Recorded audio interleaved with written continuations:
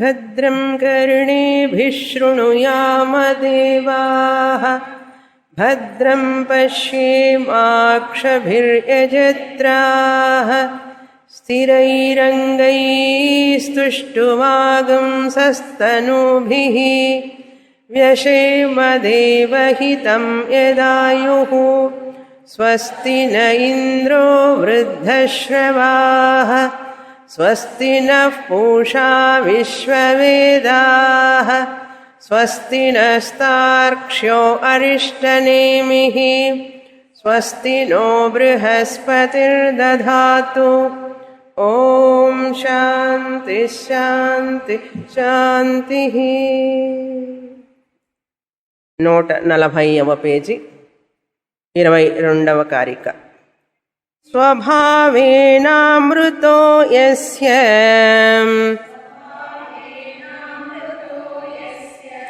భావో గచ్చతి మర్త్యతాం కృతకేనామృతస్తస్య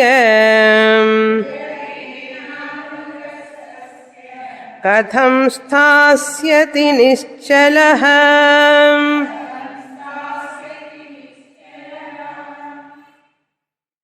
గౌడపాదాచార్యుల వారు అద్వైతం బ్రహ్మని గురించి మాట్లాడుతున్నారు. ఈ 22వ కారికలో 2వ లైన్లో కృతకేనామృతస్తస్య అని ఉండాలి. పోయిన వారమే కరెక్ట్ చేశాను, చెప్పాను అనుకుంటాను. స్తస్య స్తవ్య అని ఉన్నది, స్తస్య అని రాసుకోండి. ద్వైతం అద్వైతం.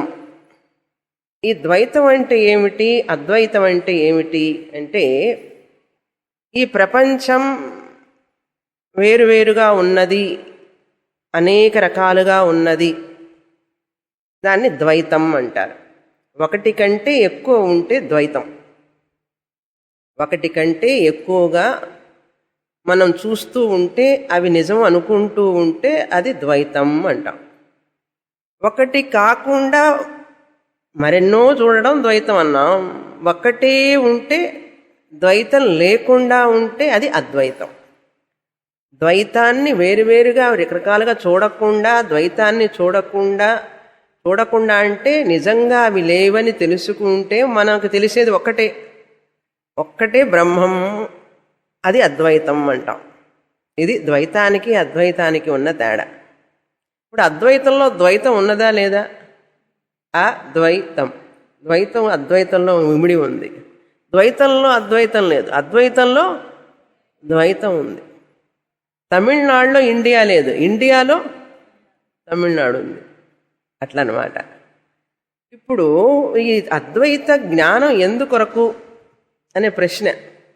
అద్వైత జ్ఞానం ఎందుకు పొందాలి అంటే శాస్త్రం చెప్తుంది, ద్వైతం నువ్వు విడివిడిగా అన్ని రకాలు ఉన్నాయని చూస్తూ ఉంటే, ప్రతి వ్యక్తి మనుషులు విడివిడిగా ఉన్నారు అని చూస్తూ ఉన్నావు అనుకో, ఆ దృష్టితోనే ఉంటే మనిషికి స్వతంత్రత ఉండదు, బంధంలో ఉంటాడు.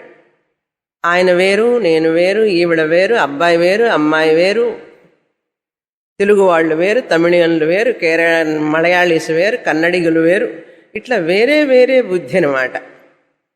బ్రాహ్మలు వేరు, వైశ్యులు వేరు, వీళ్ళంతా వేరు వేరండి. వాళ్ళు మాట్లాడుతుంటేనే వాళ్ళు ఏ వర్ణానికి చెందిన వాళ్ళని ఆలోచిస్తాం ముందు. ఆ దృష్టి పోతుంది. భాష యాసగా ఉన్నదే, ఎటు నుంచి వచ్చారు, ఎటు పక్క నుంచి వచ్చారని.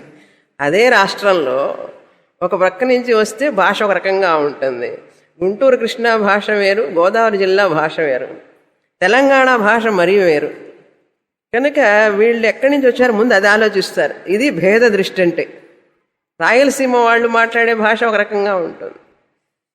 మళ్ళీ ఇందులోనే ఇంకా బ్రాహ్మణుల్లోనే వెలనాడు వాళ్ళు, ములగనాటి వాళ్ళు అని రకరకాలు, వైష్ణవుల్లోనే రకరకాలు, శైవుల్లోనే రకరకాలు. ఇదంతా ఏమిటయ్యా అంటే భేదం అన్నారు.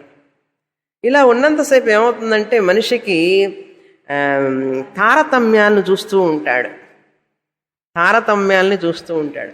మా బావగారికి ఇంత ఆస్తి ఉన్నది, మా తోడుకోడలు వాళ్ళకి ఇంత ఆస్తి ఉన్నది, వాళ్ళకి ఇన్ని ఇళ్ళున్నాయి.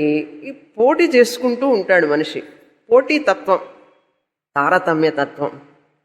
ఆ తారతమ్య బుద్ధి, ఆ పోటీ తత్వం ఉంటే ఏమవుతుందంటే ఈర్ష అసూయలు వస్తాయి. ఈర్ష అసూయ, రాగద్వేషాలు, ఈర్ష అసూయలు, కోపతాపాలు ఇవన్నీ బాగా పెరుగుతాయి మనిషిని. ఈర్ష అసూయలు ఉన్నాయండి, నేను చాలా ఆనందంగా ఉన్నానంటాడు ఎవడన్నా?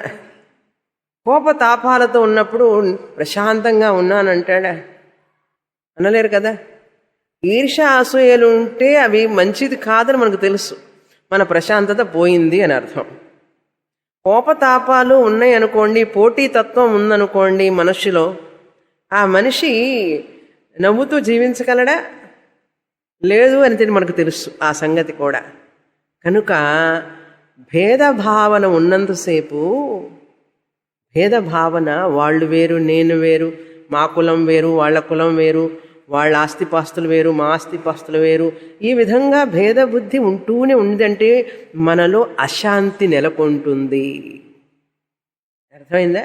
మనకు ప్రశాంతత ఉండదు, అశాంతి నెలకొని ఎంత సంపాదించినా ఎన్ని సమకూర్చుకున్నా ఒక అభద్రత ఉంటుంది, ఇన్సెక్యూరిటీ ఉంటుంది.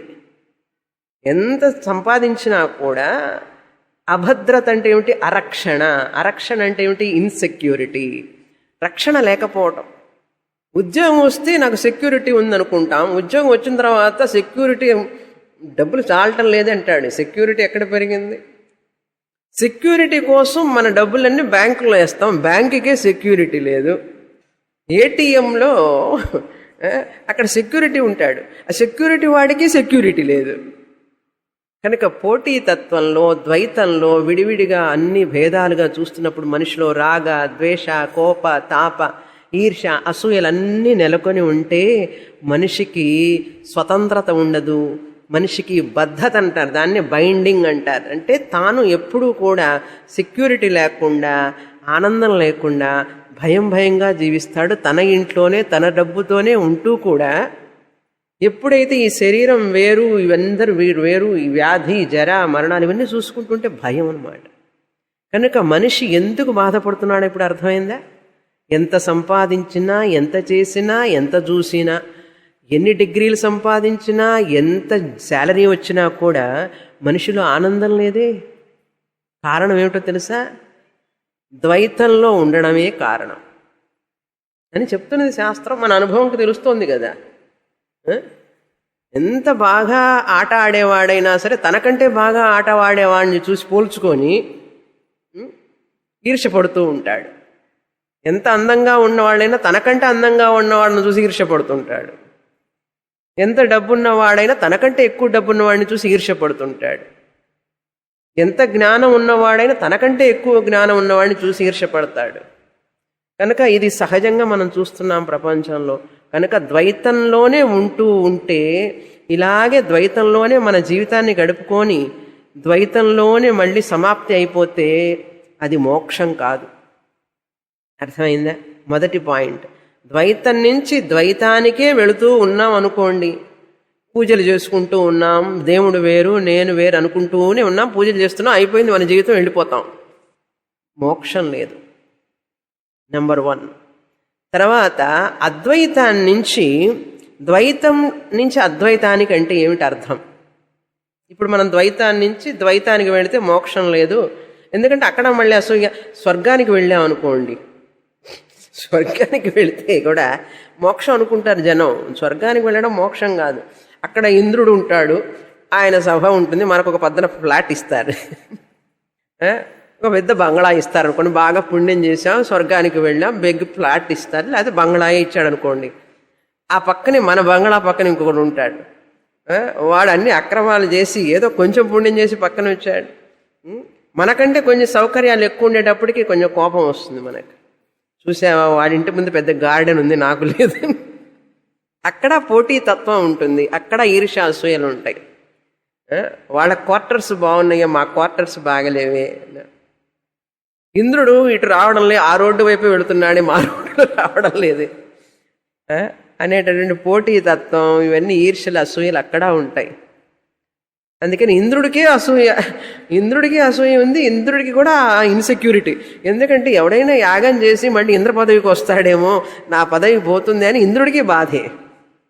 కానీ ఎక్కడికి వెళ్ళినా కూడా మనిషికి తృప్తి, ఆనందం లేదు అనేది పరమ సత్యం. ఎన్నైనా సంపాదించండి, తృప్తి లేదు మనిషికి. కనుక ద్వైతం నుంచి అద్వైతానికి వెళితేనే మనిషికి శాంతి, సౌఖ్యం. ద్వైతం నుంచి అద్వైతానికి వెళ్ళడం అంటే ఏమిటి అసలు అది తెలుసుకోవాలి మనం. ద్వైతం వద్దండి మాకు, దానివల్ల మాకు సంతోషం లేదు, సుఖము లేదు, దుఃఖమే. కనుక ఇప్పుడు ఈ ద్వైతంలోనే ఉంటే దానికి ప్రయోజనం లేదు. కనుక ద్వైతాన్ని నుంచి అద్వైతానికి వెళ్ళాలండి అన్నాడు. అద్వైతానికి వెళ్ళాలంటే ఏం చేయాలంటే ఏ ట్రైన్లో ఎక్కమంటారు? జీవయాత్ర. ద్వైతం నుంచి అద్వైతానికి అన్నారు కదా, ఎటు ప్రయాణం చేయమంటారు? ఉత్తరం వైపా, దక్షిణం వైపా, తూర్పు వైపు, పడమర వైపు అన్నాడు. ఎక్కడికి ప్రయాణం చేయక్కర్లేదు. ద్వైతం నుంచి అద్వైతానికి అంటే ఏం లేదు, బంధం నుంచి స్వాతంత్ర్యానికి అని అర్థం. ద్వైతం నుంచి అద్వైతానికి వెళ్ళడం అంటే ఏమిటి? బంధం నుంచి బయటపడి స్వేచ్ఛను పొందడమే.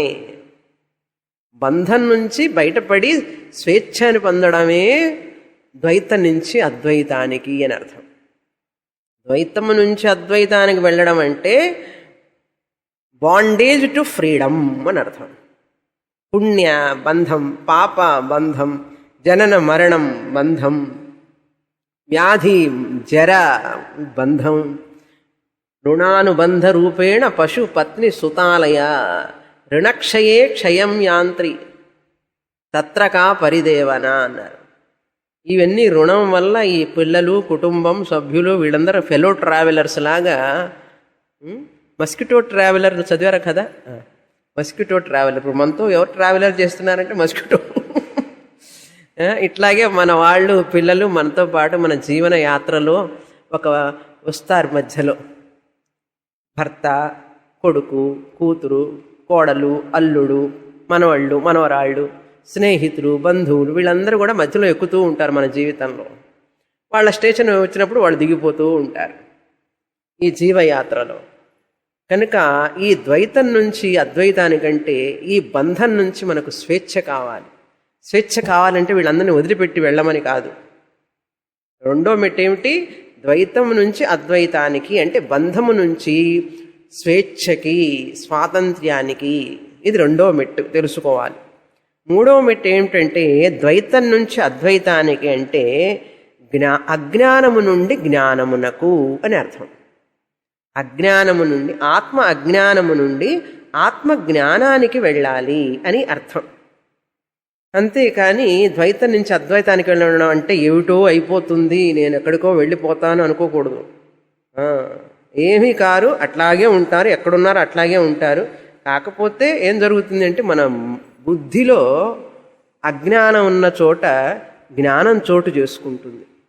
ఎప్పుడంటే మాండుక్య క్లాసుకు వచ్చినప్పుడు, మాండుక్యం క్లాసుకు వచ్చినప్పుడు మన బుద్ధిలో అజ్ఞానం ఉన్న చోట, ఆత్మ అజ్ఞానం ఉన్న చోట అది తొలగింపబడి ఆత్మజ్ఞానం చోటు చేసుకుంటుంది. ఇది మూడవ మెట్టు. అర్థమైందా? ద్వైతంలోనే ఉన్నాం మనందరం. ఇప్పుడు అజ్ఞానంలో ఉన్నప్పుడు అంతా కూడా ద్వైతంలోనే కదా ఉన్నాం. మా అబ్బాయి, మా అమ్మాయి, మా వారు, దేవుడు, వీళ్ళందరూ అంత ద్వైతమే కదా. ద్వైతంలోనే ఉంటున్నాం, దుఃఖపడుతూనే ఉన్నాం. ఇలాగే సమాప్తి చేస్తామా జీవితం? చేస్తే ఏమవుతుంది?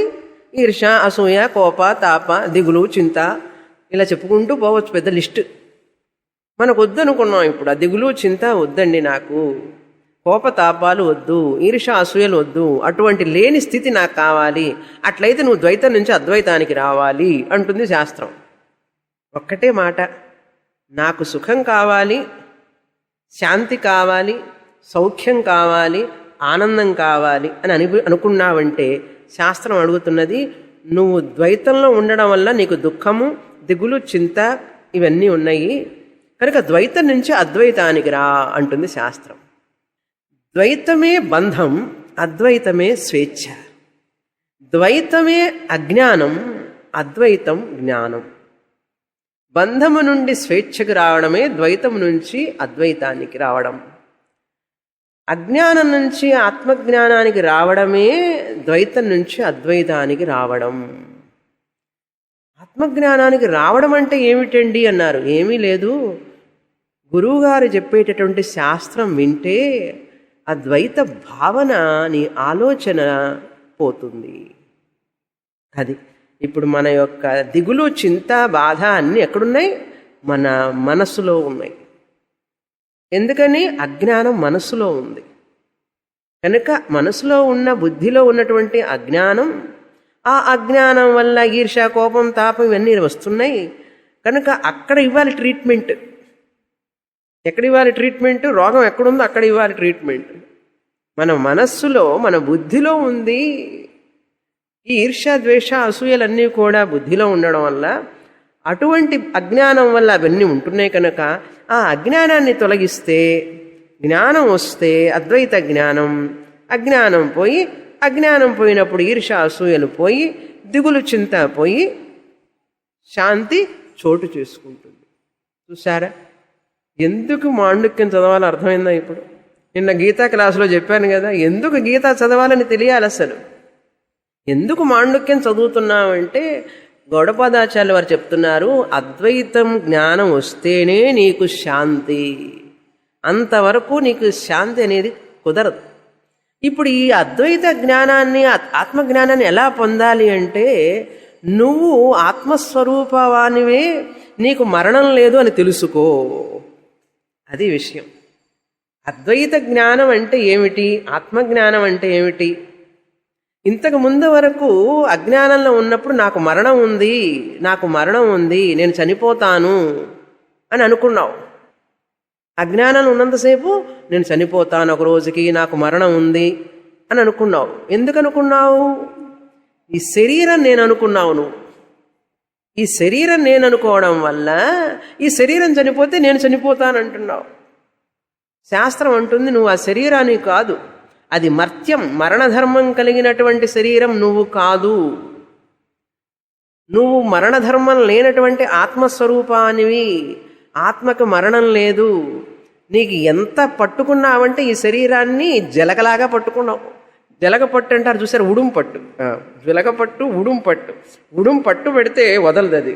ఈ మాయ అలస శరీరం మనం కూడా ఉడుం పట్టు పట్టుకొని కూర్చున్నాం. ఈ శరీరాన్ని ఎంత గురువుగారు చెప్తున్నా కూడా కథలను అంటుంది కదా కొంచెం కూడా. అందుకని మన వాళ్ళు చెప్తారు ఒక ఉదాహరణ, కట్టె పుల్లలు తాడుతో కట్టేశాం. ఎప్పుడో కట్టాం, 30 ఏళ్ల కిందటో 40 ఏళ్ల కిందట కట్టి కట్టి కట్టి పాత పడిపోయింది ఆ ముడి. 1, 2, 3 ముళ్ళతో కట్టి పడేశాం. అది కట్టేటప్పటికీ ఆ ముడి ఎప్పుడు విప్పలే. అది పాత ముడి అవ్వడం వల్ల గట్టిగా ఉండి, చూడండి మనం కూడా పీట ముడి అంటారు, గుర్తుందా? పీట ముడి ఏమిట్రా రావడం లేదు పీట ముడి. పీట ముడి అంటే ఎప్పుడో వేసిన ముడి, అది రావడం లేదన్నాడు. దానికి ఉపాయం ఏమిటో తెలుసా? ఇంకొక తాడు తీసుకొచ్చి గట్టిగా కట్టామంటే ఈ పాతగున్న ముడి లూజ్ అయిపోతుంది. లూజ్ అయిపోయి తేలిగ్గా తీసేయచ్చు. అర్థమైందా? ఇప్పుడు మన శరీరం అభిమానం కూడా పీఠముడిలాగా గట్టిగా కట్టి కట్టి ఉన్నది. గురువుగారు గొంతు చించుకొని చెప్పినా కూడా మీకేమండి చెప్తారు స్వామిని, మా ఇంట్లో చూడండి ఎన్ని సమస్యలు అంటారు. శాస్త్రం చెప్తుంది అద్వైతం అనే జ్ఞానంతో ఆ అజ్ఞానం అనే పీఠ ముడిని నువ్వు ఇప్పవచ్చు అంటుంది. అద్వైతం అనే జ్ఞానంతో మరొక తాడుతో కట్టినట్టే బుద్ధిని, అద్వైత అనే జ్ఞానంతో కట్టిపడేయాలి బుద్ధిని, మన బుద్ధిని.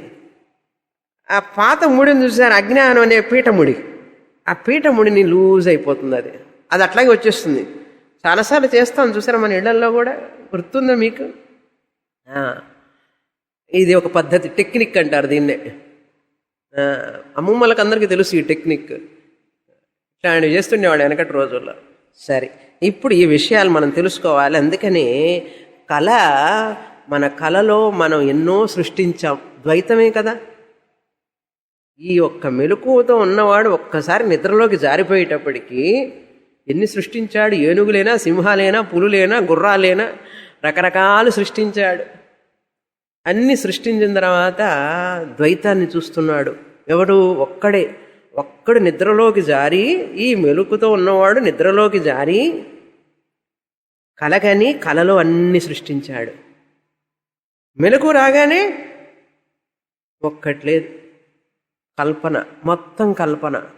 మెలకు రాగానే ఉత్తిష్టత జాగ్రత్త అన్నాడు. యమధర్మరాజు చెప్తున్నాడు నచికేతుడికి, నచికేత మేలుకో, నువ్వు మేలుకోపోయినా అంటే నిన్ను పట్టుకుంటాను నేను అంటాడు. యమధర్మరాజే ఎవరైతే ఈ జ్ఞానాన్ని పొందరో, ఆత్మజ్ఞానాన్ని, వాళ్ళని నేను వదిలిపెట్టను, వాళ్ళకి యమపాశంలో నేను ఇరికిస్తానంటున్నాడు ఆయన. ఆయనే చెప్తున్నాడు. ఇది చూడండి, నా యమపాశం నుంచి వాళ్ళు బయటపడలేరు అంటున్నాడు యమధర్మరాజు. కఠోపనిషత్తులో చదివాం, గుర్తుందా? కఠోపనిషత్తు ఎప్పుడో చదివాం. కఠోపనిషత్తులో యమధర్మరాజు చెప్పాడు, ఎవరైతే సహ మృత్యు ఆప్నోతి యహి నానా ఇవ పశ్యతి మృత్యోస్య మృత్యుమాప్నోతి అన్నాడు. మృత్యువు నుంచి మళ్ళీ మృత్యువుకు పోతూనే ఉంటాడు ఎవరైతే ఈ యొక్క అజ్ఞానం నుంచి బయటపడడో వాళ్ళని నేను కబళిస్తానంటున్నాడు. అంటే ఏమిటి తెలుసా? చిన్నగా వస్తాడు, ముందు వాడి చెల్లెల్ని పంపిస్తాడు.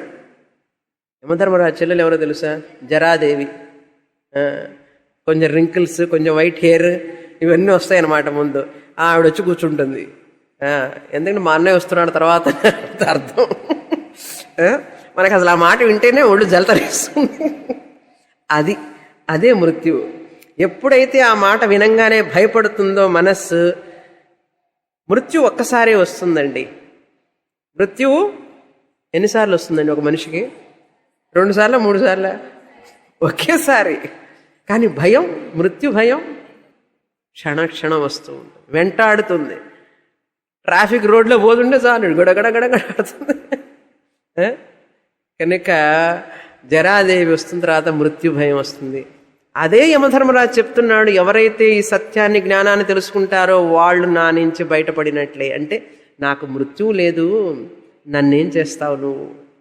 నాకు మృత్యువు లేదు, నేను ఆత్మస్వరూపాన్ని. దేహం ఎట్లాగో మరణిస్తుంది, దాన్ని నువ్వు చంపేదేముంది? నేనే వదిలిపెడతాను. చూసారా? దాన్ని నువ్వు చంపేదేముంది, నేనే వదిలిపెడతాను. కనుక మరణం లేని ఆత్మని నేను మరణాన్ని పొందడం అనే ప్రశ్న లేదు. మరణాన్ని పొందే శరీరం అమృతత్వాన్ని పొందడం అనేది లేదు. ఈ 2 గుర్తుపెట్టుకోవాలి మనం. మరణధర్మం కలిగినటువంటి మర్త్యం అంటాం ఇది. మరణధర్మం కలిగినటువంటి శరీరానికి మరణం లేకపోవడం అంటూ ఉండదు ఎట్టి పరిస్థితుల్లో కూడా. మరణం లేనటువంటి ఆత్మస్వరూపమునైన నేను అమృత స్వరూపం, మరణం లేనటువంటి ఆ మృతం అంటే ఏంటి తెలుసా? మృతం అంటే మరణం, ఆ మృతం అంటే మరణం లేని. మరణం లేని నేను, అమృత స్వరూపుణ్ణైన నేను ఎన్నటికీ మరణాన్ని పొందను. అలా మరణాన్ని పొందాను అనుకోండి, ఒకవేళ మరణమే వచ్చిందండి, అది అమృతం ఎట్లా అవుతుంది? లేదులేండి, ఇప్పుడు మరణం వస్తుంది, మళ్ళీ తర్వాత అమృతం అవుతుంది, మళ్ళీ అమృతం మరణం అన్నాను. అదేమవుతుందంటే అనిత్యం. అదే చెప్తున్నారు ఇక్కడ చూడండి 22వ కారికలో, స్వభావేన అమృతం, స్వభావేనామృత. స్వభావంగా నేను అమృత స్వరూపుణ్ణి, ఆత్మస్వరూపం. దాని స్వభావం ఏమిటి తెలుసా? అగ్ని స్వభావం ఏమిటి? ఉష్ణత.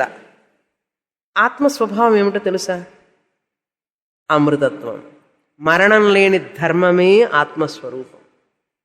ఆత్మస్వరూపం మరణం లేని ధర్మం, అది ఎప్పటికీ మరణించదు. యస్య స్వభావేన అమృతః యస్య భావః, యస్య భావః అన్న పదార్థస్య అని అర్థం.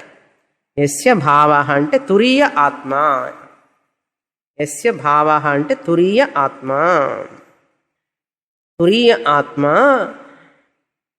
మర్త్యతాం గచ్చతి చేత్, మరణధర్మాన్ని గనక పొందితే, మరణం లేనటువంటిది ఒకవేళ మరణాన్ని గనక పొందితే, మర్త్యతాం గచ్చతి చేత్, మర్త్యతాం అంటే మరణాన్ని, గచ్చతి చేత్ పొందితే, ఆ వ్యక్తి యస్య ఎవరి యొక్క అయితే ఒకవేళ అనుకుందాం.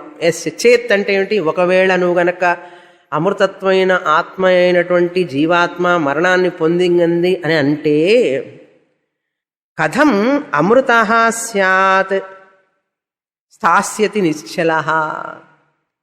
ఆ అమృతత్వం, అమృతుడైనటువంటి వాడు మరణాన్ని పొందాడు అంటే ఆ అమృతత్వం నిశ్చలమనే అర్థం. నిశ్చలం కానట్లే కదా. అమృతమైన ఆత్మ మరణం పొందింది అంటే ఆ అమృతత్వం నిశ్చలమా చలమా? చలం. అది నిశ్చలం కాదు. కథం స్థాస్యతి నిశ్చల, ఎలా ఉంటుంది నిశ్చలంగా? తస్య కృతకేన, అతనికి, తస్య అంటే అతనికి, కృతకేన అంటే అది పుట్టడం వల్ల ఆర్టిఫిషియల్గా వచ్చింది, ఆర్టిఫిషియల్గా వచ్చింది అని అర్థం. కృతకం అంటే చెయ్యబడినటువంటి, తయారు చేయబడినటువంటి. ఒకవేళ ఇప్పుడు మన విషయం ఏమిటంటే జగత్ నిజంగా పుట్టిందా లేదా? ఎక్కడున్నా తెలుసా మనం అసలు? ఒక్కొక్కసారి ప్రయాణం చేస్తుంటే నిద్రలో రైల్లో పడుకొని ఉంటాం. ఏ ఊరు వచ్చింది, ఏ ఊరు వచ్చిందని చెప్పి ఆ కిటికీలోంచి చూస్తే అప్పుడు తెలుస్తుంది ఎక్కడున్నామని. అట్లాగే ఇప్పుడు చదువుతూ ఉంటే ఎక్కడున్నాం, ఏమి, ఈ జగత్తు నిజంగా పుట్టిందా లేదా? ఈ జగత్తులో ఉన్న జీవి నిజంగా పుట్టిందా లేదా అని అంటే గౌడపాదాచార్యులు వారు అన్నారు, ఏమన్నారు? జీవులు పుట్టలేదు, జగత్తు పుట్టలేదు. ఒకవేళ జీవుడు కనుక నిజంగా పుట్టి ఉంటే, పుట్టితే ఏమవుతుందంటే మరణం వస్తుంది అనండి. ఉత్పత్తి కనుక ఉంటే అండి, ఉత్పత్తి ఉంటే ఏమొస్తుంది? నాశం ఉంటుంది. ఇప్పుడు ఇది ప్రశ్న ఇక్కడ. ఈ జీవుడికి కనుక ఉత్పత్తి కనుక ఉంటే, నిజంగా నేను పుట్టి ఉంటే మరణం తథ్యం, మరణ ధర్మం ఖచ్చితంగా ఉంటుంది. కనుక మరణం ధర్మం కలిగినటువంటి ఉత్పత్తి ఇష్టమా నీకు? మరణం లేకుండా నిశ్చలంగా ఎప్పుడు ఒకే రకంగా ఉండడం ఇష్టమా? అబ్బాయి పుట్టాడండి, బర్త్డే చాక్లెట్లు ఇస్తామే, కానీ ఎదుగుతున్నాడు, పెద్దవాడైపోతున్నాడు, మనుషులు తర్వాత అందరూ వెళ్ళిపోతారు బరియల్ గ్రౌండ్కి అని అంటే అది మాత్రం ఒప్పుకోం. ఎందుకని? ఏమండి అట్లాంటి మాటలన్నీ చెప్పవాకండి, ఏదో కాస్త మంచి మాటలు చెప్తారని కదా మీ దగ్గర వస్తాం అని అంటే శాస్త్రం అంటుంది సత్యాన్ని నుంచి పారిపోవాకు. ఏదైతే సత్యమో దాని నుంచి భయపడవాకు. కానీ భయపడుతున్నామే. నువ్వు భయపడినంత మాత్రాన నీ మృత్యు ఆగుతుందా? ఎందుకంటే నేను పుట్టాను అంటున్నావు. పుట్టుట, ఆహా మళ్ళీ చెప్పండి, పుట్టుట గిట్టుట కొరకే. అది గిట్టుట కొరకే అన్నప్పుడు మనం ఎందుకని ఒప్పుకోవడం లేదు? చెప్పాం కదా నోటితో, గిట్టడం ఇష్టం లేదు మనకు, అది సంగతి. పుట్టినది గిట్టుట ధర్మం. నీళ్లు పైనుంచి పోస్తున్నామండి, క్రిందికి వస్తున్నాయి, రావాకు అంటే దాని ధర్మం అది. నిప్పున్నది, కాలవాకు, నన్ను కాల్చొద్దు అంటే దాని ధర్మం అది. అదేవిధంగా పుట్టినది గిట్టడం అంటే చనిపోవడం దాని ధర్మం. మరి మరణించే వాళ్ళు ఆనందంగా మరణించవచ్చు కదా, ఎందుకని మరణించడం లేదు? ఆనందంగా పుట్టేటప్పుడేమో క్లాప్స్, పోయేటప్పుడేమో ఏడుస్తారు. క్లాప్స్ ఇవ్వచ్చు కదా. పుట్టడం ఇష్టం అండి, గిట్టడం మాత్రం ఇష్టం లేదు. ఎందుకంటే ఇంకా ఇక్కడే ఉండాలని. అంటే ఏమిటి? ఒకటి మాత్రం ఒప్పుకుంటున్నావు, దాని రెండో ధర్మాన్ని నువ్వు ఒప్పుకోవడంలే. చూసారా, అది తప్పే కదా. అంటే ఏమిటి? మనిషి ఆ సహజ స్వభావాన్ని తనకిష్టమైనదైతే ఒప్పుకుంటాడు, తనకిష్టం కానిదైతే ఒప్పుకోడు, సహజమైనా సరే. కనుక గౌడపాదాచార్యుల వారు చెప్తున్నారు, నీవు జీవుడికి ఉత్పత్తి ఉన్నది, పుట్టాడు అంటే వాడికి మరణం ఉంటుంది. పుట్టుక ఉంటే అది నిశ్చలంగా ఉండలేదు. పుట్టుక ఉన్నది నిశ్చలంగా ఉండలేదు. జీవుడు పుట్టితే, ఈ ప్రపంచం పుడితే అది నశించడం తథ్యం అన్నాడు. కనుక పుట్టలేదు అని నువ్వు తెలుసుకుంటే మరణం ఉండదు, అప్పుడు గిట్టడం ఉండదు, దిగులు ఉండదు, ఏదో ఒకటి చేయాలి కదా, పుట్టాలి, గిట్టకూడదు, దుఃఖం రాకూడదు. అట్లయితే పుట్టలేదు అని చెప్పు, పుట్టుక లేదు నిజంగా అని చెప్పుకో, అప్పుడు గిట్టడము లేదు, ఆనందంగా ఉండొచ్చు కదా. పుట్టుక లేదు అని ఎవరికి తెలుస్తుంది? ఇప్పుడు పుట్టుక లేదు ఎవరికి? శరీరానిగా. ఆత్మనైన నేను ఎన్నటికీ పుట్టలేదు, అది విషయం. ఆత్మనైన నేను ఎన్నటికీ పుట్టలేదు కనుక నేను గిట్టడం అనేది లేదు. ఇప్పుడు నాకు నిజమైన మరణం ఉన్నదా అంటే లేదు. శరీరానికి మరణం ఉంది కానీ ఆత్మనైన నాకు మరణం లేదు కనుక ఇప్పుడు నేను ఆత్మనని తెలుసుకుంటే మరణం లేదని తెలుసుకుంటాను. శరీరమే నేను అనుకుంటే మరణంతో భయపడతాను. నువ్వు ఆపలేవు శరీర మరణాన్ని. కనుక శరీరం మరణధర్మం, ఎప్పటికీ మరణధర్మం ఉంటుంది. ఆత్మకి ఎన్నటికీ మరణం లేదు, శరీరానికి ఎన్నటికీ అమృతత్వం లేదు. కనుక నువ్వు ఏం చేయాలి? ఇప్పుడు మరణం లేనటువంటి ఆత్మని నేనని తెలుసుకోవడమే ఉపాయం, అంతకంటే ఉపాయం లేదు. ఈ భయాన్ని నుంచి, దిగులు నుంచి బయటపడాలంటే అది ఒక్కటే మార్గం. నువ్వు ఈ శరీరాన్ని పట్టుకున్నావో, ఇది నేననుకున్నావో, జలగలాగా అది నిన్ను రక్తం పీకేస్తుంది అది. అందుకని మన శాస్త్రం అంటే ఏమిటనుకున్నారు? భారతదేశంలో ఈ వైదిక ధర్మం, వైదిక శాస్త్రం, ఆత్మ విజ్ఞానం సామాన్యమైనదా? ప్రపంచం మొత్తాన్ని ఊహించగలిగిన శక్తి మన దగ్గర ఉన్నది. అంతటి జ్ఞానం నిధి మన దగ్గర ఉంది మన దేశంలో. ఇట్లాంటి జ్ఞానాన్ని వదిలిపెట్టుకొని ఒక్కొక్కళ్ళు రాబందుల్లాగా దేశాన్ని పీల్చి పిప్పి చేస్తున్నారు వాళ్ళ స్వార్థం కోసం, అజ్ఞానంతో. ఒక్కొక్కడు మహర్షి కావలసిన దేశం మనది. ప్రతి మనిషి మహర్షి కావలసిన దేశంలో మనం ఉంటూ దురాత్ములుగా, దుర్మార్గులుగా మారి దేశం మొత్తాన్ని జలగల్లాగా పిప్పి చేస్తున్నారు ధర్మాన్ని. అర్థమైందా? ఇలా తెలుసుకోకపోవడం వల్ల మనిషి రాక్షసుడిగా మారిపోతాడు. రాక్షసుడిగా మారి రాక్షసుడి కంటే దుర్మార్గంగా మారుతున్నాడు మనిషి. మనుషుడు దేవుడిగా మారవలసింది పోయి దుర్మార్గానికి ఒడిగడుతున్నాడంటే కారణం ఏమిటో తెలుసా? ఈ యొక్క సనాతన ధర్మాన్ని అమ్మ రంగరించి ఉగ్గుపాలతో ఇవ్వకపోవడమే కారణం. మనిషి మనిషిగా కాకుండా మృగంగా ప్రవర్తిస్తున్నాడు, అనేక దురాగతాలు చేస్తున్నాడు, అందరికీ హాని చేస్తున్నాడు ఒక్క మనిషి ఈ ప్రపంచంలో. అంటే కారణం ఎవరో తెలుసా? తల్లి. తల్లి ఉగ్గుపాలతో రంగరించి ఆత్మ విద్యని ఇవ్వకపోవడం వల్ల మదాలస ఇచ్చినట్లుగా ఇవ్వాలి. మదాలస 7 కొడుకులు ఆవిడకి. 7 కొడుకులకి రోజు ఉయ్యాలు ఊపేటప్పుడు ఆత్మ విద్య చెప్పేది ఆవిడ. అట్లా ఇవ్వగలగాలి తల్లులు. సీరియల్స్ చూస్తూ కూర్చుంటారు తల్లులు, తుగ్లక్ మ్యాగజైన్లు చదువుతూ కూర్చుంటారు, చిన్న పిచ్చి పిచ్చి కథలన్నీ చదువుతూ కూర్చుంటారు. ఒక తల్లి బిడ్డని ఎట్లా తయారు చేయాలి, మనిషిగా తీర్చిదిద్దాలి, జ్ఞానిగా కావాలని కోరుకోవాలి. అలా చేస్తే ఋషులవుతారు దేశం మొత్తం. ఋషులైనప్పుడు ప్రపంచం మొత్తానికి భారతదేశం గురువు అవుతుంది. అందుకని భోగలాలసత ఉండకూడదు మనిషికి. భోగాల మీదనే మనసు పోయిందంటే మనిషి పతనం అవుతాడు. అందుకని మన వాళ్ళు ఋషులు భోగాలకు దూరంగా ఉండేవాళ్ళు కావాలని. వాళ్ళకి టీవీలు కొనుక్కోవడం చేతగాక కాదు, వాళ్ళకి సోఫా సెట్లు కొనుక్కోవడం చేతగాక కాదు, వాళ్ళకి బంగళాలు కట్టుకోవడం చేతగాక కాదు. వాళ్ళు మాకు బంగళాలు వద్దు, టీవీలు వద్దు, సోఫా సెట్లు వద్దు, మాకు ఇవన్నీ వద్దన్నారు. అవి వస్తే మేము మాయలో మోహంలో పడిపోతాం, ఈ జ్ఞానం సంపద పోతుంది అని చెప్పి వదిలిపెట్టారు. అందుకని ఇటువంటి జ్ఞానం చెప్పడానికి కూడా కష్టపడాల్సి వస్తున్నది ఈ రోజుల్లో, ఇప్పటి ఉన్న పరిస్థితుల్లో. కారణం అది. ఉగ్గుపాలతో ఇవ్వాలి ఇటువంటి విద్యని పిల్లలకి. ఇచ్చినప్పుడు 16 ఏళ్లకి, 20 ఏళ్లకి, 25 ఏళ్లకి అహం బ్రహ్మాస్మి జ్ఞానం వస్తుంది.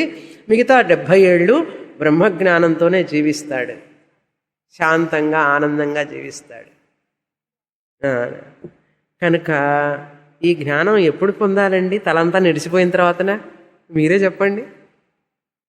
కానివ్వండి, అప్పుడప్పుడు నేను ఇట్లా అవుట్ ఆఫ్ ట్రాక్ వెళ్తూ ఉంటాను, కొంచెం మీరు ఓర్చుకోవాలి.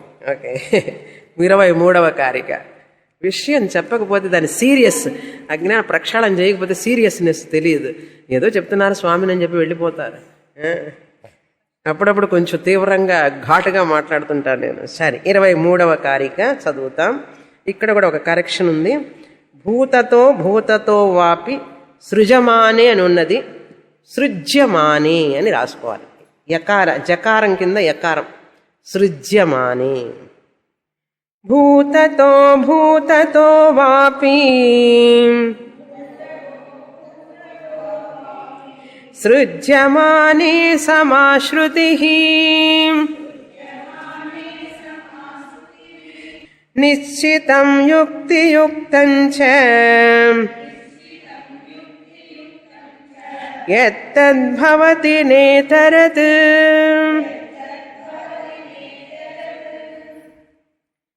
చాలా ముఖ్యమైన కారికలు. ఇక్కడ 15వ శ్లోకం నుంచి 30వ శ్లోకం వరకు శృత్యా జగత్ సృష్టి నిషేధ మనం చూసే టాపిక్. శృత్యా జగత్ సృష్టి నిషేధ 15 నుంచి 30వ కారిక వరకు. ఇక్కడ 16 నుంచి 22 వరకు డైవర్షన్ టాపిక్. నేను డైవర్షన్ అయినట్లుగానే గౌడపాదాచార్యులు కూడా డైవర్షన్ అవుతుంటాను. అప్పుడు ఆయనకి కోపం వచ్చింది. ఏమిటి సృష్టి ఉందంటావు, ఏమిటి అసలు ఎక్కడుంది అని చెప్పి ఆయన కూడా కొంచెం డైవర్ట్ అయినారు. ఆ డైవర్షన్ అయిపోయింది 22తో. నిజంగా ఉంటే మరణం ఉంటే ఇట్లా అవుతుంది కనుక ఉండదు అని చెప్పారు. అట్లాగే అధికారులు కూడా 3 రకాలు ఉంటారని చెప్పారు. స్త్రీధా భవతి ఆశ్రమ స్త్రీవిధా విద్య అని చెప్పి కొన్ని ఈ విషయానికి అద్వైత సంబంధించినటువంటి విషయాలు చెప్పారు కొన్ని. ఇదంతా మీ మూర్ఖత అని చెప్పి మనకు తెలియజేశారు 16 నుంచి 22 వరకు. ఇప్పుడు 23లో మళ్ళీ విషయానికి వస్తున్నారు, అసలు విషయానికి. ఏమిటది? ఈ జగత్తు లేదు అని శృతి ద్వారా చెప్పాలి. శృతి ద్వారా చెప్పాలి. శృత్యా జగత్ సృష్టి నిషేధ అన్నాం కదా. నిషేధం అంటే లేదు అని చెప్పడం. శృత్య అంటే శృతి ఆధారంగా. శృతి ఆధారంగా శృతిలో చెప్పబడింది సృష్టి లేదని. శృతిలో చెప్పబడలేదు. చెబితే వాళ్ళందరూ మిగతా వాళ్ళందరూ శాస్త్రాలన్నీ చదివి సృష్టి ఉందని ఎందుకంటారు? సృష్టి ఉన్నది లేదని శృతి నేరుగా చెప్పలేదు. విషయం అది. ఈ సృష్టి నిజంగా ఉన్నదని కానీ లేదని కానీ శృతి చెప్పలేదు. అదే కదా ప్రాబ్లం. ఇప్పుడు అది చెప్పుంటే సృష్టి లేదు అని చెప్పుంటే ప్రాబ్లమే లేదు. సృష్టిని గురించి మాట్లాడింది శృతి. మాట్లాడిన తర్వాత సృష్టి గురించి నేను మాట్లాడినటువంటి ఈ సృష్టి ఏది? ఆకాశం పుట్టింది, తస్మాద్వా ఏ తస్మాద్ ఆత్మన ఆకాశ సంభూత. ఎక్కడ విన్నాం ఈ మాటలు? అబ్బా, నా చెవులు ఎంత పుణ్యం చేసుకున్నాయి ఇవాళ. ఈ సృష్టి గురించి మాట్లాడింది. ఏ తస్మాజ్జాయతే ప్రాణ ఖం వాయు జ్యోతిరాపర పృథివీ విశ్వస్య ధారిణి. కైవల్యోపనిషత్తు. ఏం ఉపనిషత్తు మాట్లాడలేదు సృష్టి గురించి? అన్ని ఉపనిషత్తులు సృష్టి గురించి మాట్లాడినాయి. మాట్లాడిన తర్వాత ఇది నిజమా కాదని చెప్పొచ్చు కదా ఉపనిషత్తు. ఆహా, ఇది నిజము అని చెప్పలేదు, ఇది నిజం కాదు అని చెప్పలేదు. మన డ్యూటీ అది. ఇప్పుడు ఇది నిజమా కాదా అని మనం తెలుసుకోవాలి. ఎక్కడ ఏ పాయింట్ పట్టుకుంటే మనకి ఇది నిజం కాదని తెలుస్తుందంటే ఆ పాయింట్లు ఉపనిషత్తులో వెదగాలి. దాన్ని లింగం అంటారు, తాత్పర్య నిర్ణయం అంటారు. సృష్టి నిజంగా ఏం చెప్పదలుచుకుంది? సృష్టి నిజంగా ఉన్నదని చెప్పదలుచుకున్నదా శృతి? సృష్టి నిజంగా లేదని చెప్పదలుచుకున్నదా శృతి? అది శృతిలో నుంచి మనం గమనించాలి. దాన్ని సృష్టి నేరుగా చెప్పలేదు కనుక ఇప్పుడు మనం చేయడం మనకు చేత కాదని తెలుసు. గౌడపాదాచార్యుల వారే మన కోసం చెప్పారు. ఆయన ఏం చేశారండి? లింగం తాత్పర్య నిర్ణయం చేసి అది శృతి తాత్పర్య శృతి అర్థాపత్తి ప్రమాణం అంటారు దాన్ని. శృతి అర్థాపత్తి ప్రమాణ ద్వారా గౌడపాదాచార్యుల వారే దాన్ని చూసి లింగం ఏమేమిటి ఉన్నాయంటే ఉపక్రమ ఉపసంహార అవన్నీ ఉన్నాయి కదా, 6 లింగాలు. అవన్నీ పెట్టుకొని అసలు తాత్పర్యం వెతికి లాగి బయటికి తీయాలి దానిలో నుంచి. అందుకని ఉపనిషత్తుల్ని రకరకాలుగా అర్థం చేసుకొని అందరూ ట్రాన్స్లేషన్స్ రాస్తారు. ట్రాన్స్లేషన్ చదివితే వచ్చేది కాదు ఇది. కనుక ఇప్పుడు ఏం చెప్తున్నారో తెలుసా, 23 నుంచి మళ్ళీ విషయాన్ని చెప్తున్నారు. అద్వైతం బ్రహ్మ నుంచి జీవ సృష్టి లేదు. అద్వైతం బ్రహ్మ నుంచి ఉపనిషత్తు చెప్పింది కదా, ఆ బ్రహ్మ నుంచి అన్నీ పుట్టినయి అని చెప్పింది. ప్రతి ఉపనిషత్తులో చెప్పబడింది. ఆ చెప్పిన తర్వాత ఉపనిషత్తు నిందించింది, నింద చేసింది. కనుక ఆ నింద చేసింది కాబట్టి స్వర్గం ప్రాప్తిని నింద చేసింది శృతి. అదేవిధంగా ఈ సృష్టి ఎవరైతే నిజంగా ఉందనుకుంటాడో వాడు కుర్పణుడు అని చెప్పి నింద చేసింది. చూడండి ఎట్లా కనుక్కోవాలో. యైహ నానా ఇవ పశ్యతి సహ మృత్యోస్స మృత్యుమాప్నోతి అని చెప్పింది. ఎవరైతే ఈ సృష్టి నిజంగా జరిగింది, ఇవన్నీ వేరువేరుగా ఉన్నాయి నిజంగా అనుకుంటున్నాడో వాడు మృత్యువు నుంచి మృత్యువుకి వెళుతూ ఉంటాడన్నది అక్కడ పట్టుకోవాలి మనం. అంటే ఈ సృష్టి నిజం కాదా అని మనం గమనించాలి అక్కడ. ఎందుకంటే అది సత్యమైతే నింద చేయకూడదు. శృతి కదా, అది సత్యమైతే శృతి ఇక నానాకి ఏమీ లేదు ఇక్కడ అంటుంది. శృతి ఏమి ఉన్నదని పెట్టావు కదా, పుట్టిందన్నావు కదా, మళ్ళీ ఏం లేదంటావేంటన్నాడు. చూడండి, ఇదంతా పుట్టింది అన్నాం, అందుకనే పూర్తిగా చదవాలి శాస్త్రం. క్షుణ్ణంగా పూర్తిగా చదివే ఓపిక లేదు జనానికి, సమయము లేదు. ఎవరండి చదువుతారు ఈ రోజుల్లో? జనానికి ఓపిక ఎక్కడుంది చదవడానికి? తీరిక ఎక్కడుంది? 3 సెల్ ఫోన్లు పెట్టుకొని కూర్చుంటాడు. వాడికి ఈ శాస్త్రం వంటపడుతుందా అసలు? ఒక సెల్ ఫోన్కే ఊపిరి ఆడటలేదు. 3 సెల్ ఫోన్లు పెట్టుకుంటే వాడి బ్రెయిన్ అవుట్. ప్రాపంచికంగా పనికొస్తాడు, శాస్త్రానికి పనికిరాడు. వ్యవహారంలో పడినవాడు శాస్త్రం చదవలేరండి. కనుక ఇది ఒక తపస్సు లాంటిది. అన్న ఏకాగ్రతలోకి వెళ్ళిపోవాలి. అట్లా ఆ చదివేటప్పుడు ఆ ప్రపంచమే వేరసలు. ఈ భోగాలు, ఈ యొక్క విషయాలు, ఇంద్రియ విషయాలు ఏమీ గుర్తుండవు ఆ మనిషికి. అలా ఉన్నప్పుడే ఇది ఆ వంట పడుతుంది. కానీ మనుషులకి ఈ ప్రపంచిక భోగాల్లో ఉన్నవాడికి ఏం అర్థమవుతాయి? అందుకని మనుష్యాణం సహస్రేషు అన్నాడు కృష్ణ పరమాత్మ. కనుక ఈ యొక్క సృష్టిలో జీవులు పుట్టలేదు. ఆ పుట్టినదనే వాక్యం తర్వాత నిందించిన వాక్యాలు ఉన్నాయి. నానా ఇహ పశ్యతి అనేటువంటిది ఉన్నది. కనుక ఇది ఏమిటి అదేమిటి అంటే ఉన్నది అని చెప్పింది బోధ చేయడం కోసం, అధ్యారోపం. నిందించింది ఎందుకంటే నీకు అర్థమైన తర్వాత అసలు లేదని తెలుసుకో. అది మనం పూర్తిగా చదవం, పూర్తిగాను వినం. 18 అధ్యాయాలు ఒక్క శ్లోకం మీరు తప్పకుండా ఎవరో విన్నా అని చెప్పండి. గురువుగారికి తప్ప అందరూ అవుట్. అన్ని క్లాసులకి ఎవరు వచ్చారయ్యా అంటే 18 అధ్యాయాల క్లాసుకి, అన్ని క్లాసులకి ఒక్క క్లాసు మిస్ కాకుండా అంటే ఎవరో ఒక్కరు ఉంటారు తెలుసా? ఎవరు? గురువుగారు. అలా చదివినప్పుడు విషయం ఎట్లా వంటబడుతుందండి. అందుకని 2-3 సార్లు చదవాలి శాస్త్రం. అర్థమైందా? ఎక్కడో అక్కడ మిస్ అయి ఉంటాం. కరెక్ట్గా నా సతో విద్యతే భావ, నా భావో విద్యతే సతః. కరెక్ట్గా ఆ రోజు మనకు గెస్టులు వస్తారు ఇంట్లో, అయిపోయింది అవుట్, మళ్ళీ నెక్స్ట్ కోర్సే. అట్లా ఎన్నిసార్లు మిస్ అయి ఉంటాం. కనుక ఎవరండి శ్రద్ధగా చదువుతున్నారు ఈ రోజుల్లో? అందుకే జ్ఞానం రావడం లేదు. చూసారా, జ్ఞానం వచ్చినా లేటుగా వస్తుంది, చాలా లేటుగా వస్తుంది. 10 సంవత్సరాలు లేటు, 20 సంవత్సరాలు లేటుగా వస్తుంది. మీకు కాదండి, మీరంతా బెస్ట్ స్టూడెంట్స్. చాలామంది సంగతి చెప్తున్నాను. ఏదో శాస్త్రం చదవడం అంటే ఏదో క్యాజువల్గా చదువుతారు, కానీ శ్రద్ధతో చదివేవాళ్ళు, దాని యొక్క సీరియస్నెస్ తెలిసి చదివేవాళ్ళు లేరు. సీరియస్గా మాట్లాడాలి కదా టీచర్. సీరియస్గా మాట్లాడితే స్టూడెంట్స్ రారని చెప్పి సీరియస్గా వచ్చిన వాళ్ళే వస్తారని చెప్పి కొంతమంది నాలాంటి వాళ్ళు మొండి వాళ్ళు ఏం చేస్తారంటే సీరియస్గా మాట్లాడతారు.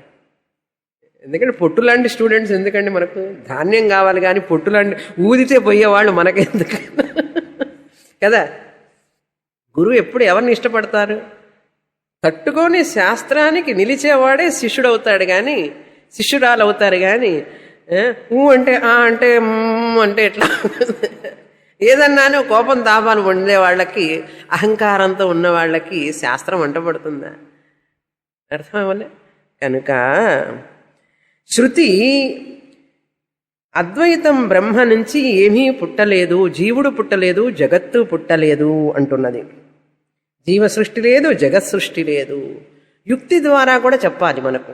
ఇప్పుడు శృతి ద్వారా చెప్పి మొదట ఎక్కడి నుంచి అంటే 27 నుంచి 24 నుంచి 26 వరకు శృతి ద్వారా చెప్తుంది, శృతి ప్రమాణం. తర్వాత యుక్తి ప్రమాణం 27 నుంచి 30 వరకు యుక్తి ప్రమాణం. యుక్తి ద్వారా బోధిస్తుంది అనమాట, వివరణ. తెనాలి రామలింగడు తెలుసా? తెనాలి రామలింగడు ఒక ఆయన దగ్గర 10 పాత్రలు తీసుకున్నాడు. కుండ పాత్ర, కుండలు, ఆ రోజుల్లో కుండలు కదా, కుండలు తీసుకున్నాడు. 10 కుండలు తీసుకున్నాడు. తీసుకొని మళ్ళీ తర్వాత తెచ్చిస్తానయ్యా అన్నాడు. 10 కుండలు తీసుకువెళ్ళాడు. అంటే రాజుగారి దగ్గర అన్ని వంటలు చేయాలి కదా, ఎందుకో తీసుకువెళ్ళాడు.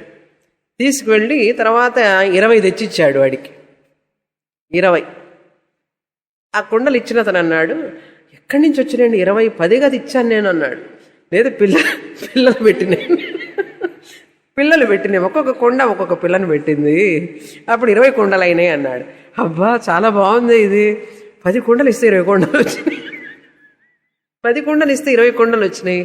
ఓహో సరే సరే. రెండోసారి ఇంకొకసారి కొద్ది కాలం అయిన తర్వాత తెనాలి రామకృష్ణ వచ్చాడు మళ్ళీ. వస్తే ఒక 100 కుండలు ఇవ్వమన్నాడు.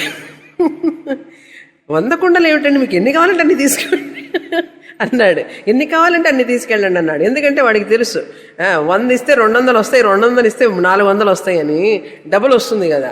సరే 100 అడిగాడు కదా అని చెప్పి 100 ఇచ్చాడు. 100 ఇచ్చిన తర్వాత 100 కుండలు తీసుకున్నాడు. తెనాలి రామకృష్ణుడు వచ్చాడు. వచ్చి ఉపయోగించుకున్న తర్వాత కొద్ది కాలానికి ఆ వ్యక్తి దగ్గరికి వెళ్ళి కుండలు పోయినాయి అన్నాడు. ఏమి నా కుండలు అని అడిగాడు. కుండలన్నీ చనిపోయినాయి, కుండలన్నీ చనిపోయినాయి అన్నాడు. అదేమిటి కుండలు చనిపోవడం ఏమిటి అన్నాడు. కుండలు ఎట్లా పుడతాయి, పుట్టినవి అంటే 10 కుండలు ఎక్స్ట్రా తీసుకున్నావు. ఆ రోజు నువ్వు ఎట్లా పుడతాయి అయ్యా, పో 10 కుండలు నువ్వే తీసుకోని అన్నావా? పోని పుడతాయి అంటే పుట్టుతాయి అని చెప్పి తీసుకున్నావు. పుట్టిన కుండ పోతుందా పోదా? అదే 100 కుండలు చనిపోయినాయి అన్నాడు. అది మాదిరి పుట్టినవాడు గిట్టక మానడు, పుట్టక లేకపోతే గిట్టుటుండదు. కనుక జగత్ నిజంగా పుట్టలేదు, పుట్టినట్లుగా కనిపిస్తున్నది. నువ్వు ఈ చీర కట్టుకుంటే చాలా అందంగా ఉన్నావు అంటే ఏంటి అర్థం? అందంగా లేవు అని అర్థం కదా. ఈ సృష్టి కూడా ఉన్నట్లుగా కనపడుతున్నదే గాని నిజంగా లేదు. నువ్వు కళ చూసావు కదా, నిజంగా ఉన్నదా?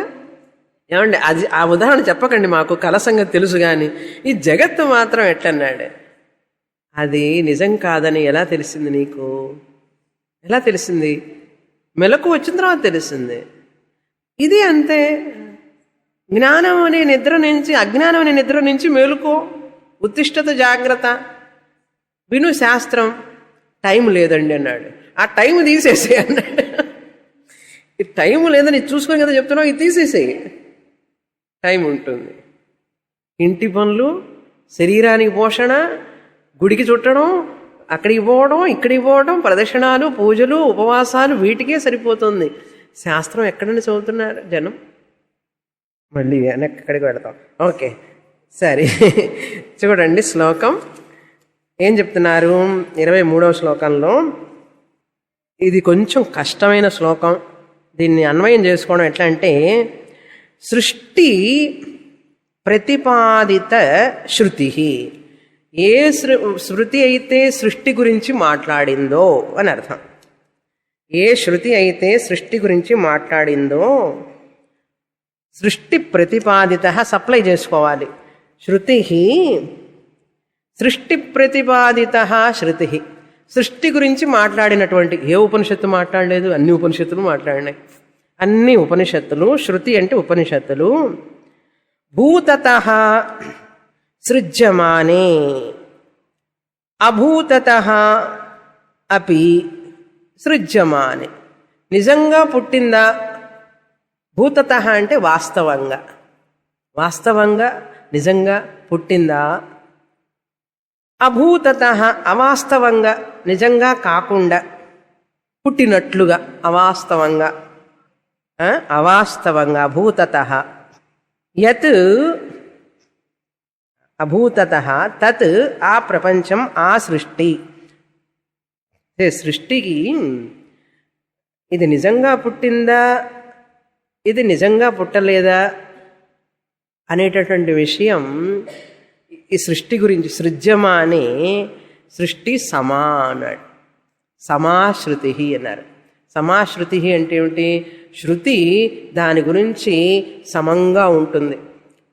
సృష్టి నిజమా అబద్ధమా నాకు తెలియదు అంటుంది శృతి. ఎందుకంటే అది మిథ్యాని చెప్పలేదు, ఇది నిజమని చెప్పలేదు. కనుక ఏం చేయాలి ఇప్పుడు? తత్ అంటే తదేవ, కింతు అని మనం సప్లై చేసుకోవాలి. కింతు తదేవ శృత్యా శృతి సమ్మతం యత్ నిశ్చితం యుక్తియుక్తం భవతి. ఏదైతే శృతి సమ్మతమో అది తీసుకోవాలి మనం. యుక్తియుక్తం ఏదైతే యుక్తియుక్తంగా ఉంటుందో అది తీసుకోవాలి మనం. శృతి సృష్టి గురించి మాట్లాడింది, ఇది నిజమా అని చెప్పను, ఇది నిజం కాదు అని చెప్పలేదు. కానీ మీమాంస ద్వారా యుక్తి ద్వారా మనం దాన్ని గ్రహించాలి. అది చెప్పబడింది ఏమండి. ఇన్ బిట్వీన్ లైన్స్ అంటారు చూసారా, మనం మాట్లాడేటప్పుడు అంతరార్థం. ఆయన మాటల్లో అంతరార్థం తెలుసా నీకు?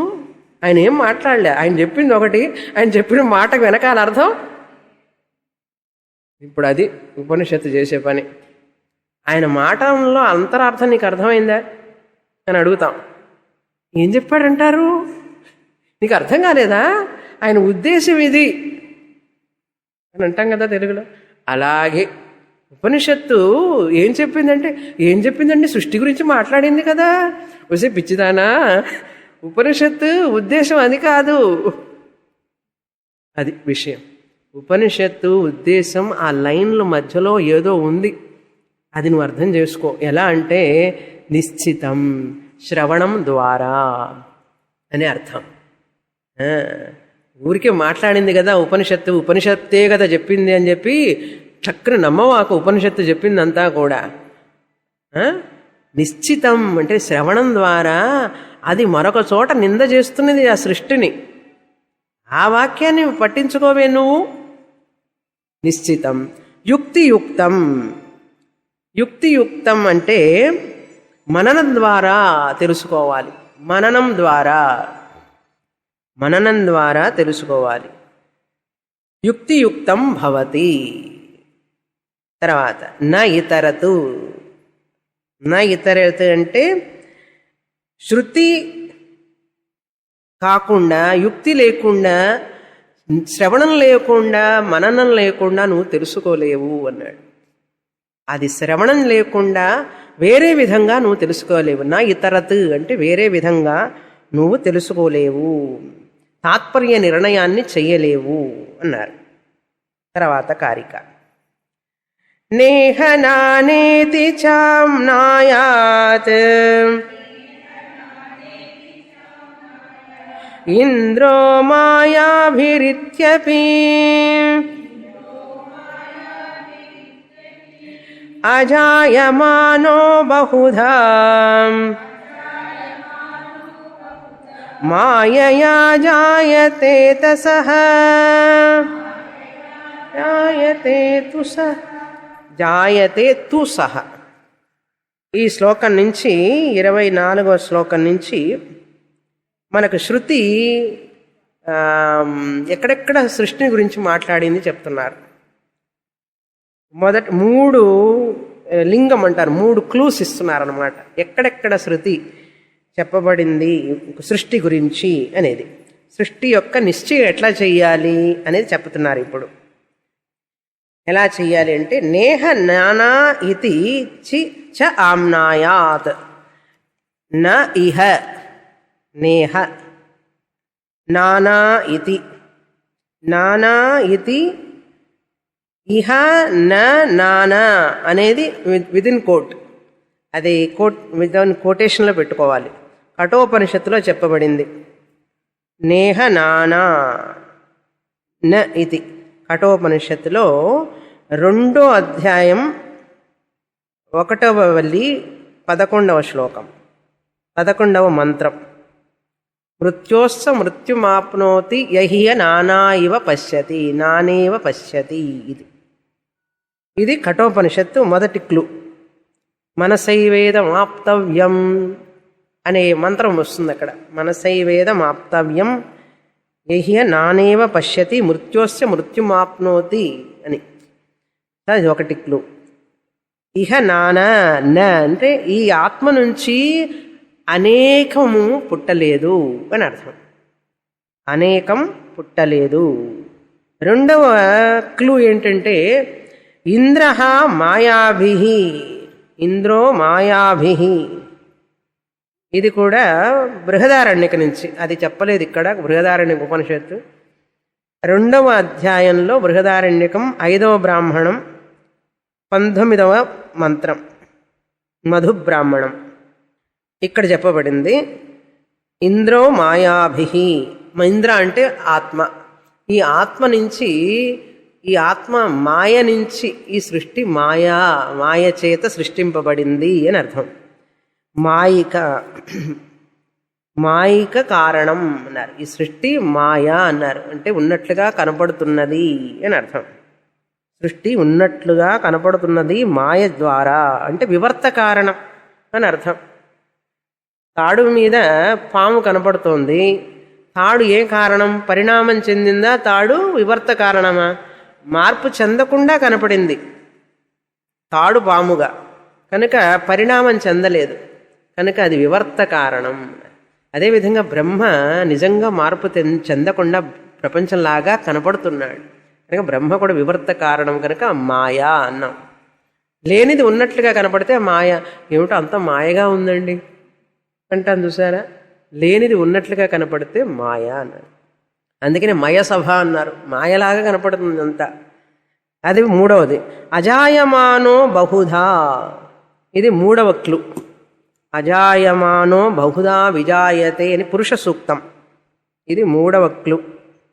అజాయమాన అపి బహుధా, జన్మ లేనప్పటికీ కూడా ఆ ఆత్మ అనేకంగా కనపడుతున్నది అని అర్థం. ఇవి 3 క్లూస్ చెప్పారు. ఈ లింగం అంటారు దీన్ని. క్లూ అంటే ఏమిటి? లింగం. చూడు, శాస్త్రం సృష్టి నిజంగా లేదని చెప్తున్నది. అదే తైత్రీయంలో కూడా దేహం ఆత్మ అని చెప్పింది, దేహం పుట్టిందని చెప్పింది. తర్వాత దేహం పుట్టలేదు, ప్రాణం పుట్టింది అన్నది. ప్రాణం సత్యం అన్నది. ప్రాణం కూడా సత్యం కాదు, మనస్సు సత్యం అన్నది. తర్వాత మనస్సు సత్యం కాదన్నది. ఇట్లా చెప్పుకుంటూ వెళుతున్నది చూసారా. కనుక నిషేధ వాక్యం అంటారు దాన్ని. నిషేధం చేసింది ఉపనిషత్తు. అది పట్టించుకోం మనం. సృష్టి వాక్యాలే పట్టించుకుంటారు జనం, నిషేధ వాక్యాలు పట్టించుకోరు. ఎందుకంటే సృష్టి అంటే కొంచెం టేస్టీ, వెరైటీగా ఉంటుంది కదా. ఏమీ లేదంటే చప్పున ఉంటుందండి అన్నారు. అందుకని అన్వేషణ అంటారు దీన్నే సత్యాన్వేషణ. మీమాంస తర్కం ద్వారా, మీమాంస యుక్తి ద్వారా ఈ విచారణ చెయ్యాలి. ఓర్పు కావాలి, బుద్ధిలో శక్తి కావాలి, అర్థమైందా? కృప కావాలి, దైవకృప, గురుకృప, ఈశ్వర కృప, ఆత్మకృప అన్నీ ఉంటే కానీ ఇంకా ప్రయాణం చేయవలసింది చాలా ఉంది. డిస్టెన్స్ కూర్చోకూడదు.